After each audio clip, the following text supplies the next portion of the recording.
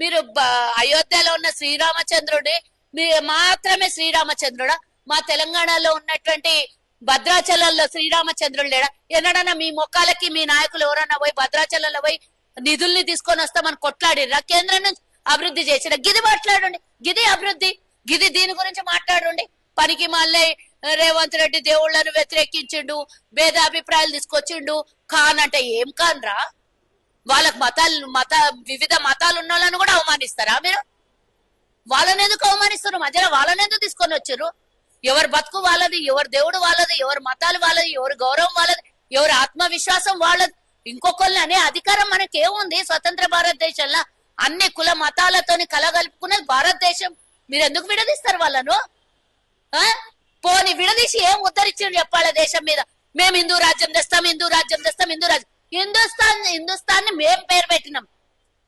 హిందూ రాజ్యంలో ప్రకటించండి దమ్మున్న పార్లమెంట్ తీసుకోపోయి నేను కూడా ఏకీభవిస్తా. ప్రకటించండి, హిందూ దేశంగా ప్రకటించండి, దమ్ము లేదు. అజయని చేత కాదు కానీ ఉట్టి గాలి గాలి కొలుకునే మాటలు చేతనైతే పనికి మళ్ళీ ముచ్చట్లు మా దగ్గర కాదు. పోయి ఏడన్నా పనులేం జాగల మీ ఇండ్లలో కూర్చున్నప్పుడు 4 గోడల మధ్యలో తలుపులు వేసుకొని ఏం మాట్లాడుతున్నారో ఒక వీడియో తీసుకోండి. వీడియో తీసుకొని మీరు మీరుంటే మీకే భయంకరంగా ఉంటాయి ఆ మాటలు.